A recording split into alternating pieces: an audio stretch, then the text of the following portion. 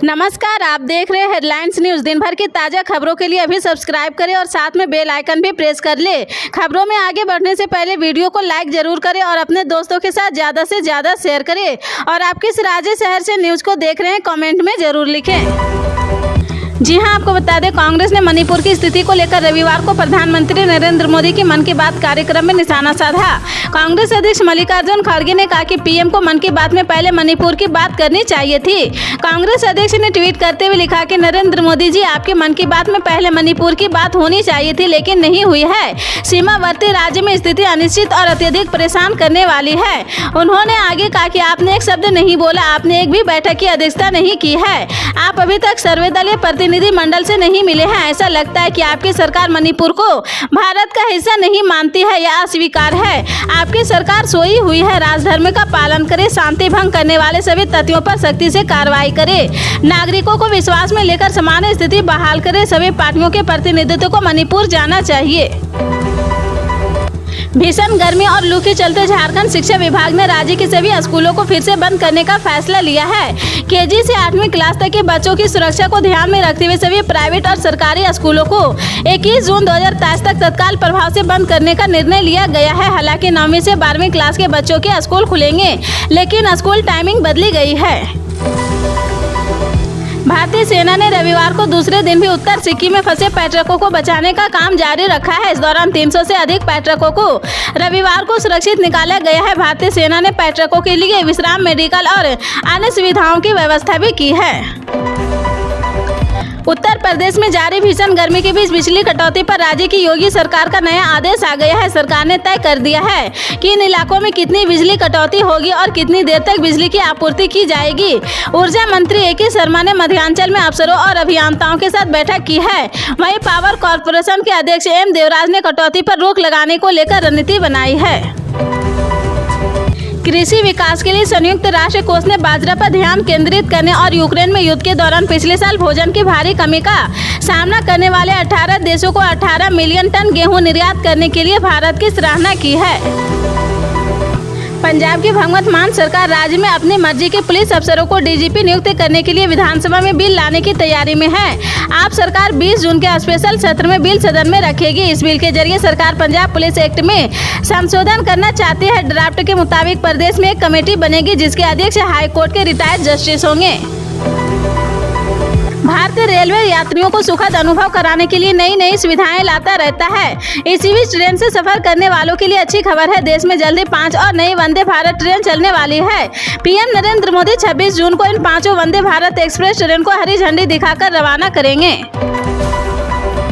देश के करोड़ों किसान गरीबी रेखा के नीचे जीवन निर्वाह कर रहे हैं। इन्हीं किसानों की खेती किसानी करते समय कई तरह की कठिनाइयों का सामना करना पड़ता है। कई बार किसानों को खेती करने के लिए कर्ज भी लेना पड़ता है। वहीं अगर उपज ठीक ढंग से तैयार नहीं होती है, ऐसे में किसानों के ऊपर आफतों का पहाड़ टूट पड़ता है। किसानों की इसी समस्या को देखते हुए भारत सरकार ने प्रधानमंत्री किसान सम्मान निधि योजना चलाई जा रही है। इसी योजना के तहत किसानों को सालाना 6,000 रुपये मुहैया कराए जाते हैं। इसकी 14वीं किस्त जल्द ही जारी होने वाली है। रूस के राष्ट्रपति व्लादिमीर पुतिन ने एक बड़ा खुलासा किया है। पुतिन ने कहा कि पिछले साल जब रूसी सेना सैकड़ों टैंक के साथ कीव शहर पहुंची थी, तब मार्च 2022 में यूक्रेन ने रूस के साथ एक समझौता किया था। समझौते के मुताबिक अगर रूसी सेना कीव से लौट जाती तो यूक्रेन रूस के उन शर्तों को मान लेगा, यानी यूक्रेन अपनी सैन्य क्षमता को सीमित रखेगा और नाटो का सदस्य बनने की कोशिश नहीं करेगा। जम्मू कश्मीर और लद्दाख में बीते 24 घंटों में 6 बार धरती कांपी है। आज सुबह 8:28 पर लद्दाख के लेह में भूकंप के झटके महसूस किए गए हैं, जिसकी तीव्रता 4.3 थी। नेशनल सेंटर फॉर सेस्मोलॉजी ने बताया कि बीते इससे पहले 5 बार भूकंप के झटके महसूस किए जा चुके हैं। सबसे पहले जम्मू कश्मीर में 17 जून की दोपहर 2:03 पर भूकंप आया है, जिसकी तीव्रता रिक्टर स्केलर पर 3 मापी गई थी। इसका केंद्र जम्मू कश्मीर का रामबन जिले में 5 किमी गहराई में था।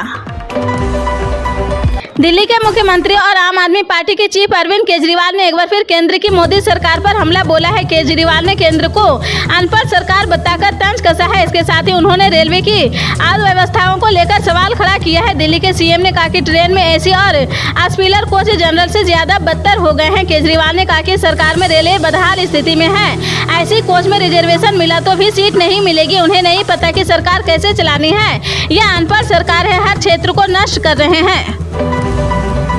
बिपरजॉय तूफान के बाद दिल्ली एनसीआर के मौसम में बदलाव देखने को मिला है। शनिवार को अधिकतम तापमान 37 डिग्री और न्यूनतम तापमान 27.6 डिग्री सेल्सियस रिकॉर्ड किया गया है। यूपी के बलिया में बढ़ते तापमान और हीट स्ट्रोक के कारण 3 दिन में 54 लोगों की मौत हो गई, तो वहीं पटना में पिछले 24 घंटों में गर्मी से बीमार 35 लोगों की जान चली गई है। भारतीय जनता पार्टी के सांसद ब्रजेश भूषण शरण सिंह के कार्यक्रम में जमकर बवाल हुआ है। मारपीट और पथराव का वीडियो सोशल मीडिया पर वायरल हो रहा है। वहीं मौजूद लोगों के मुताबिक सेल्फी लेने के चक्कर में 2 प्रधान समर्थकों में मारपीट हो गई है। दोनों तरफ से पथराव के साथ ही कुर्सियां एक दूसरे पर फेंकी गई है। ब्रजेश भूषण शरण सिंह के काफिले पर भी पथराव किया गया है।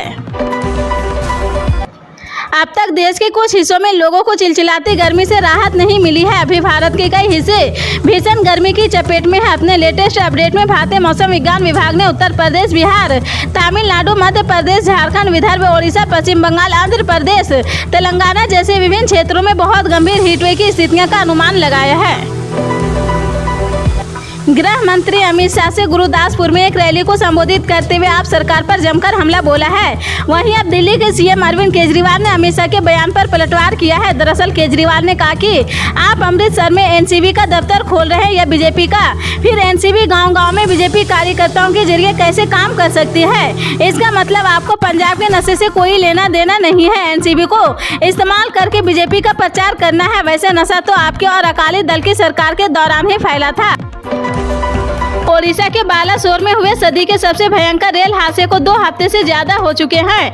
आज भी लोगों की जुबान पर एक ही सवाल है कि आखिर हादसा कैसे हुआ था, जिसने 291 जिंदगियां निकाल ली है। वहीं हादसे वाली जगह से करीब 150 किमी दूर कटक जिले के नारहा पाव में एक परिवार अपने बेटे का इंतजार कर रहा है। ये गाँव है कोरोमंडल एक्सप्रेस को चला रहे ड्राइवर गुनामंदी मोहंती का हिंदुस्तान टाइम्स की रिपोर्ट के अनुसार हादसे के बाद से वह अभी तक घर नहीं पहुंची है।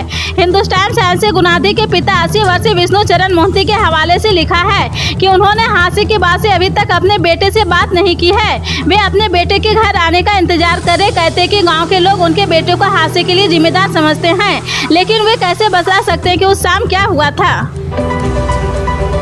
तेलंगाना यूनिवर्सिटी के कुलपति डी रविंदर दाचेपल्ली की रिश्वत लेने के आरोप में गिरफ्तार कर लिया गया है। एंटी करप्शन ब्यूरो ने हैदराबाद में उनके घर पर छापा मारा है और बेडरूम की अलमीरा से रिश्वत के 50,000 रुपये बरामद किए हैं। अधिकारियों ने बताया कि इस मामले में एक शिकायतकर्ता ने रिश्वत की सूचना दी थी। इधर कुलपति पर यह आरोप लगाया कि 2022 से 23 के लिए भीम बगल में एक परीक्षा केंद्र आवंटित करने की एवज में उन्होंने रिश्वत मांगी थी। पहले कुर्सी पर बैठकर आदेश दिया है और फिर उसी आदेश का पालन करने को झाड़ू लेकर सड़क पर उतर गए हैं। जी हां, उत्तराखंड हाईकोर्ट ने कुछ ऐसा आदेश दिया कि हाईकोर्ट के चीफ जस्टिस से लेकर पूरे राज्य के न्यायाधीश अधिकारियों को सड़क, चौराहे व जंगलों की सफाई के लिए उतरना पड़ा है। इस महाअभियान में साथ मिला है सभी संगठनों और समाज के सभी वर्गों का है। दरअसल सूबे में सफाई और प्लास्टिक बैन को लेकर अपने ही आदेश को धरातल पर लागू करने के लिए राज्य भर के जज झाड़ू लेकर सड़कों पर उतरे हैं। इसकी अगुवाई उत्तराखंड हाईकोर्ट के चीफ जस्टिस विपिन सांधी ने की है और राज्य भर के जज और न्यायिक अधिकारियों के साथ पालिकाएं, जिला पंचायत समेत कई संगठन इस मिशन में जुट रहे हैं।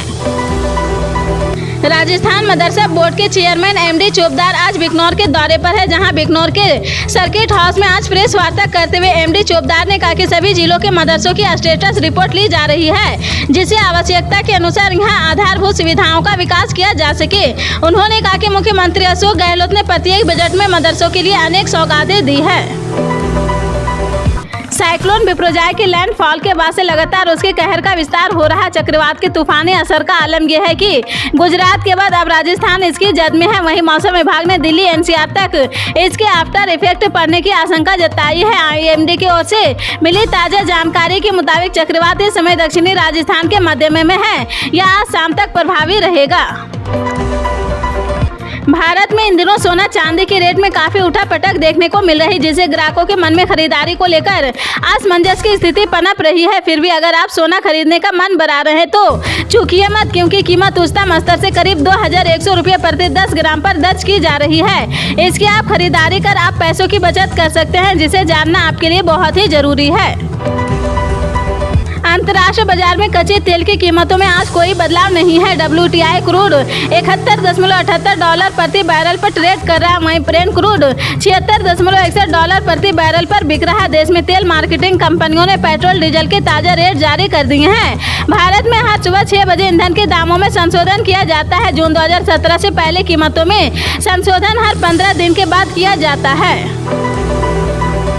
डिजिटलाइजेशन के इस दौरे में लोगों के मोबाइल पर कोई तरह की खबरें या दावे वायरल होते ही रहते हैं। इनमें कोई सच्चे होते हैं तो कई भ्रामक है। ऐसे में यूजर्स के सामने यह मुश्किल खड़ी हो जाती है कि वह किसे सही माने और किसे गलत। इन दिनों ऐसा ही एक दावा सोशल मीडिया पर तेजी से वायरल हो रहा है, जिसमें दावा किया जा रहा है कि केंद्र की सरकार द्वारा प्रधानमंत्री लोन योजना के अंतर्गत हर किसी को आधार कार्ड पर 3 लाख रुपये का लोन मिल रहा है।